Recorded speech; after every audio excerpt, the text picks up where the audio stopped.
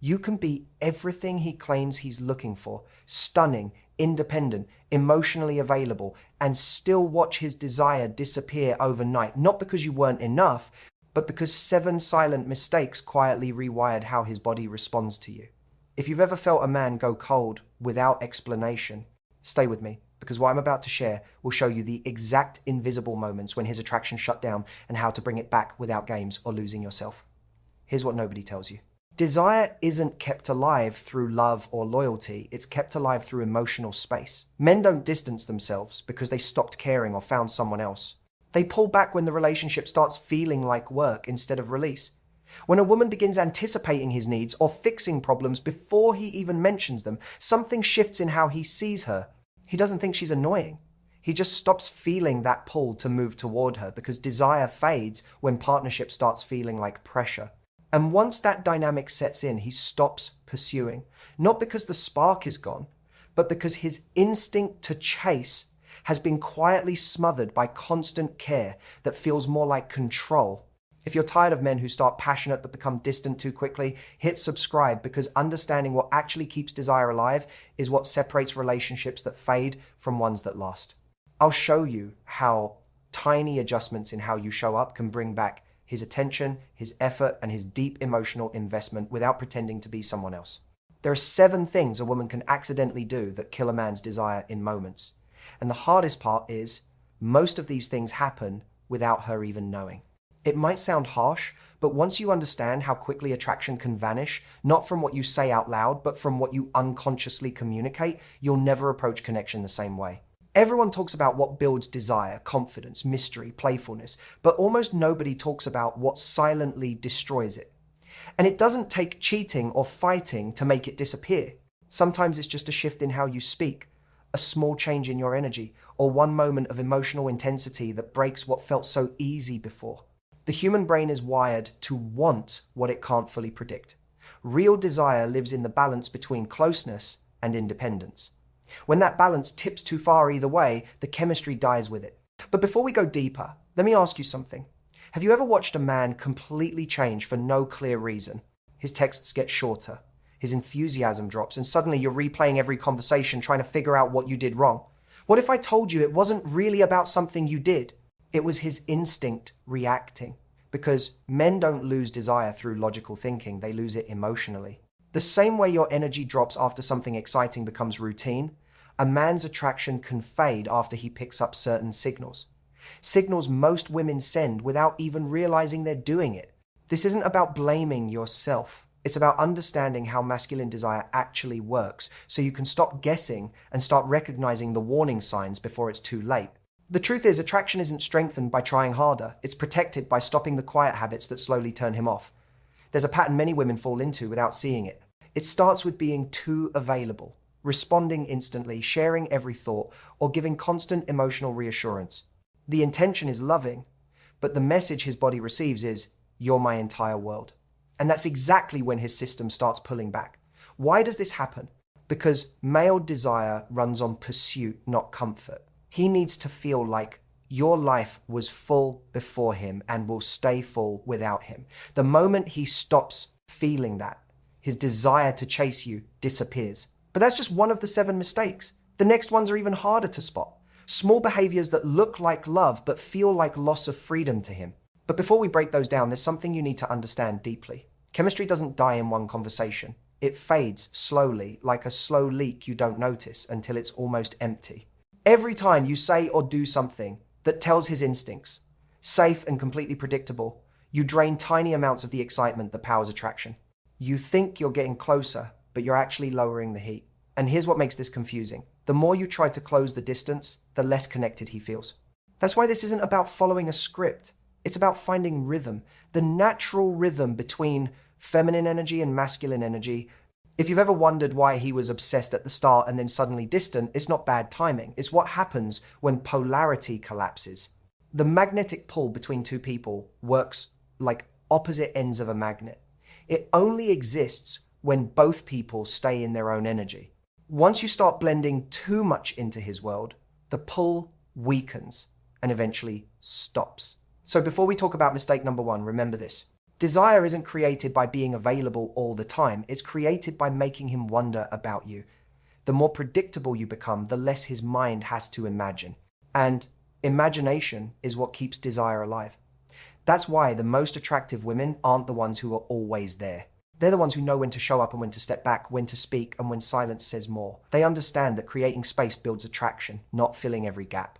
I used to think this was playing games, that if you didn't share everything you were being fake or cold, but I was wrong. It's not about being distant, it's about having boundaries. Because real intimacy needs room to breathe. When you crowd it with constant updates and check-ins, it suffocates.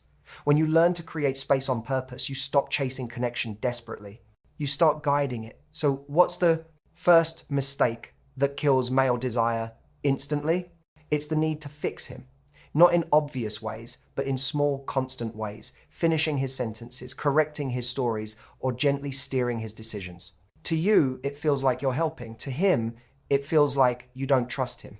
His body reads it as, she doesn't think I can handle things on my own. And once that feeling settles in, attraction drains fast. Because every man's desire is connected to his sense of freedom. The more he feels watched or corrected, the less alive he feels around you. This doesn't mean you can't have opinions. It means changing from correction to curiosity. Instead of saying, that's not the right way, try, interesting. Why did you choose that? You give him space to be himself without feeling judged. That small shift brings back the polarity. You're not giving up your voice. You're creating flow between you. The best part, when you stop trying to manage everything, his energy naturally comes back stronger. That's the paradox. The less you control, the more he leans in. Keep this in mind because it leads directly to mistake number 2, the one that doesn't just lower desire, but changes how he feels when he looks at you. And that's where it gets dangerous. Invisible, emotional, and sometimes permanent. The second mistake that kills male desire almost instantly is emotional flooding. Not having emotions, but when you share so much so fast that he feels overwhelmed by your transparency. Society tells women to communicate openly, but nobody explains that safety and desire come from 2 different places in his brain. Safety makes him relax. Desire makes him chase. When you share every feeling, every worry, every thought before he even has time to wonder about you, you remove the mystery that keeps his mind coming back to you. It's like music. If every instrument plays at once, there's no melody, just noise. The same thing happens with attraction. When you fill every silence with explanations, you leave him nothing to be curious about. And when a man stops being curious about you, he soon stops wanting you. I once thought vulnerability meant total honesty, showing everything to build trust. But real intimacy isn't about saying everything. It's about timing. The right thing shared at the right moment deepens connection. Everything else becomes noise. When he senses that your emotions constantly pour into his space, his system doesn't read it as love, it reads it as imbalance. His body reacts before his mind understands why. He might say everything's fine, but his energy will quietly start to pull away. Desire needs polarity. Your emotional energy flowing toward him while his steadiness holds it. When that flow becomes a flood, the polarity breaks. Suddenly, he doesn't feel drawn to you, he feels drained by you. That's when he starts to detach. Not because he doesn't care anymore, but because his system is trying to find balance again. The fix isn't shutting down emotionally, it's learning control. The power isn't in how much you share, but in how you hold what you feel. When you can feel something deeply without needing him to fix it or validate it immediately, you show calm strength. That quiet confidence brings his desire back because it tells him, I feel things, but I don't fall apart. It's emotional strength that looks like mystery. And that's exactly what keeps him magnetically interested in you. Then comes mistake number 3, the one most women think is strength, emotional competition. It happens quietly, usually with good intentions. You match his logic, his confidence, his directness. You think mirroring his strength will make him respect and want you more, but respect and desire work differently in his brain. When you try to meet masculine energy with more masculine energy, the attraction goes flat. It's like putting 2 magnets the same way. They push apart. A man doesn't want his mirror image. He wants contrast. Feminine energy isn't about being weak or passive. It's about being different from him in a way that pulls him in. When he speaks with logic, respond with feeling. When he moves fast, move slower. When he's all structure, bring a little spontaneity. That's polarity. It's not about traditional roles, it's about balance. Many women lose this balance because they've been taught that softness means weakness. It doesn't. It's actually power. The real strength of feminine energy isn't in fighting back. It's in complementing him. The art of attraction isn't beating him. It's making him feel like he's not in a competition at all. When that happens, he doesn't feel challenged or defensive. He feels pulled toward you. Ironically, the women who are most successful and independent often struggle with this the most. They know how to lead, but they've forgotten how to receive. Desire fades when there's nothing left for him to give, when every plan, every decision, every problem is already solved by you. He stops offering, not because his ego is hurt, but because there's no room left for him to add anything. His attraction doesn't fade from boredom, it fades from feeling useless. If you want to bring it back, create space for him to contribute. Ask, what would you do? Not as a test, but as a real question. When he feels needed again, his body wakes up. Attraction isn't built through constant excitement, it's built through meaning. That's why even a small thing, letting him help you with something or asking his opinion, can bring back that spark faster than any compliment. You're not feeding his ego, you're feeding his instinct. Men are wired to respond when they feel effective. When you give him that feeling, his desire comes back naturally. But when you take it away completely, his motivation dies.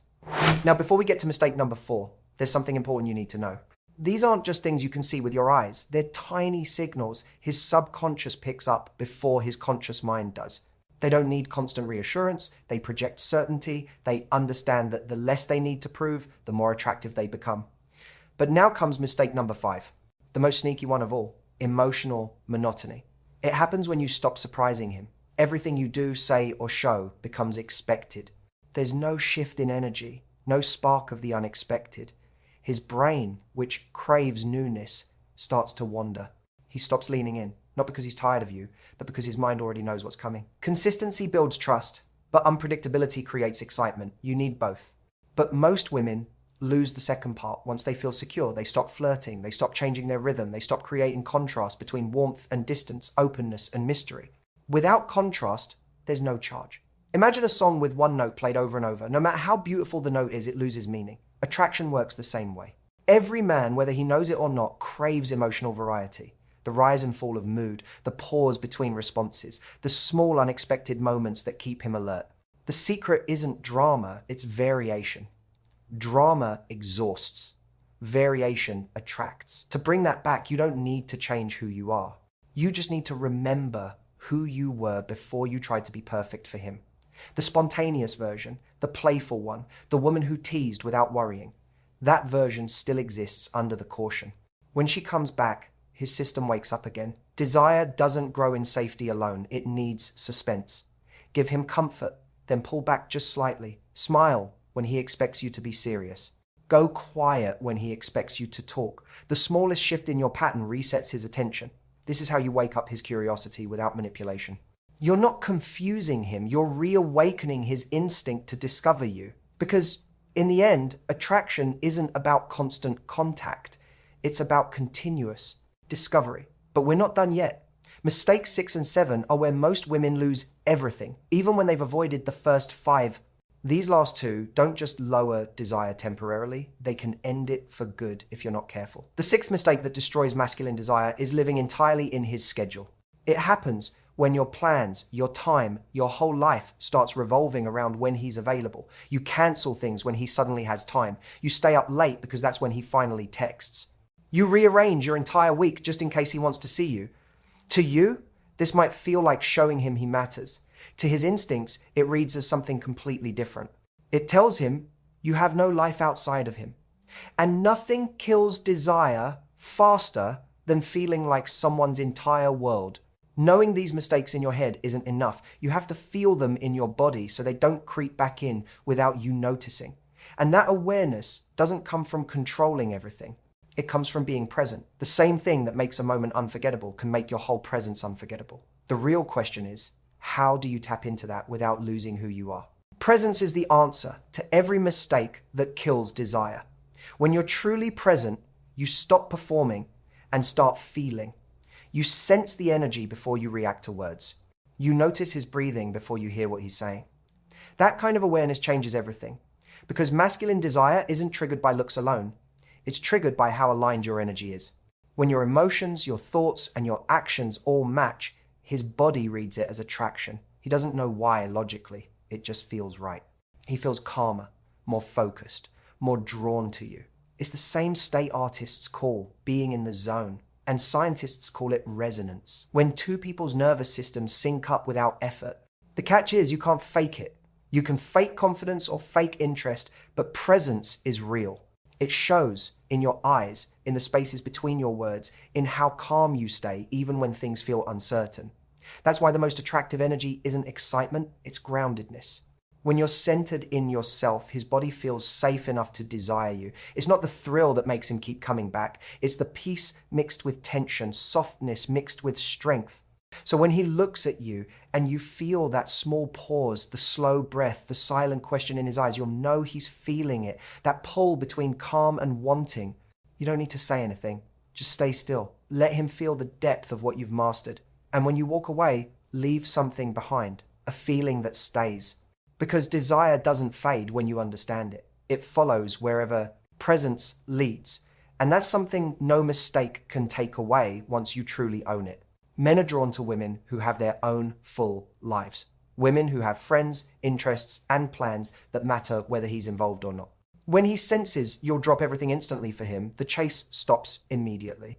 Not because he's cruel, but because his instinct to pursue needs to feel like you're worth pursuing, like your time is valuable and not freely available. The solution isn't playing hard to get. It's actually being hard to get because your life has real meaning. When he texts and you respond hours later because you were genuinely busy with something that matters to you, not because you were playing a game, he feels the difference. That real unavailability creates natural tension. It reminds him that access to you is earned, not guaranteed. And then comes the seventh and final mistake, the one that ends desire permanently, losing yourself completely in becoming who he wants. It starts small. You notice he likes your hair a certain way, so you always wear it that way. He mentions he prefers quiet nights, so you stop suggesting going out even though you love it. He seems uncomfortable when you talk about certain things, so you stop sharing those parts of yourself. Slowly, without noticing, you mold yourself into his ideal, thinking this is how you keep him interested. But here's the painful truth. The moment you become exactly what he says he wants, he loses all desire for you. Because what he actually wants deep down isn't his fantasy come to life. It's a real woman with her own opinions, preferences, and personality. When you erase yourself to become his ideal, you erase the very thing that made him want you in the first place. You become a reflection, and nobody desires their own reflection for long. The women who keep masculine desire alive long term aren't the ones who mold themselves perfectly to fit. They're the ones who stay true to themselves while making space for him to be himself too. They don't sacrifice who they are for his comfort. They don't dim their energy to make him feel bigger. They understand that real desire needs two whole people choosing each other, not one person disappearing into what the other wants. Now that you know all 7 mistakes, fixing him, emotional flooding, energy competition, insecurity, monotony, living in his schedule, and erasing yourself, you can start catching these patterns as they happen. You'll notice how each one drains a different part of his attraction. His respect for you, his curiosity about you, his biological drive towards you, his instinct to chase you, his engagement with you, his pursuit of you, his desire for the real you. Fix these 7 and you'll never have to chase desire again. It will start chasing you naturally. But before you go, there's one last truth to understand.